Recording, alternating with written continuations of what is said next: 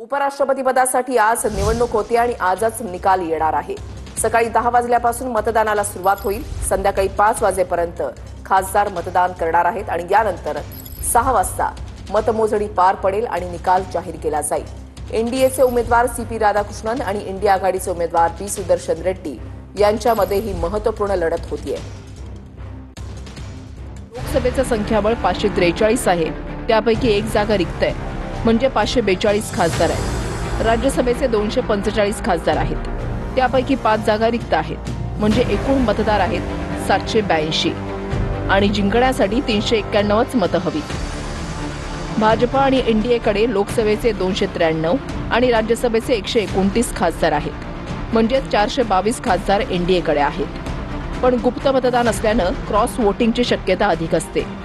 Congress India आघाडीकडे लोकसभेचे 234 आणि राज्यसभेचे 78 असे मिळून 312 खासदार आहेत आणि 48 खासदार तटस्थ, म्हणजे एनडीए किंवा इंडिया आघाडी कोणाकडेही नाहीत। हीच मतं निर्णायक ठरू शकतात। प्रमोद जगताप आमचे प्रतिनिधी आमच्या सोबत आहेत। प्रमोद, आज उपराष्ट्रपती पदासाठी ही महत्त्वपूर्ण निवडणूक होत असताना 3 पक्षांनी काल आपण तटस्थ राहणार असल्याची भूमिका जाहीर केली। बीजेडी, बीआरएस आणि शिरोमणी अकाली दल। बीजू जनता दल यांनी मागच्या वेळेला जगदीप धनखड यांच्या वेळेला पाठिंबा दिलेला होता, मात्र यावेळेला त्यांनी तटस्थ राहण्याची भूमिका घेतल्यामुळे हे 12 खासदार तटस्थ राहणार आहेत या 3 पक्षांचे। एकूणच गणित हे वेगळं असू शकतं।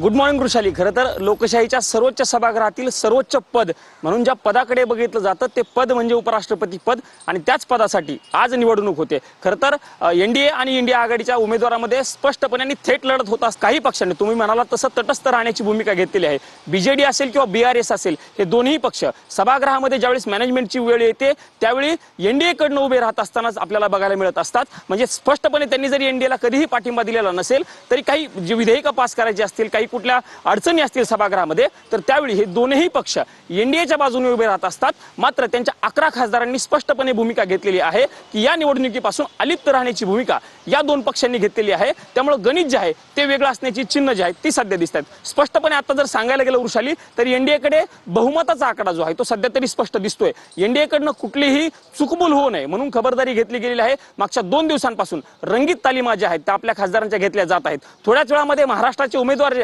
महाराष्ट्राचे राज्यपाल आणि एनडीए आघाडीचे जे उमेदवार आहेत सीपी राधाकृष्णन, ते नवीन महाराष्ट्र सदनामधनं याच ठिकाणी वास्तव्यास आहेत आणि साधारणतः 7:15 वाजता वृषाली याच ठिकाणावरनं ते संसदेकडे निघणार आहेत।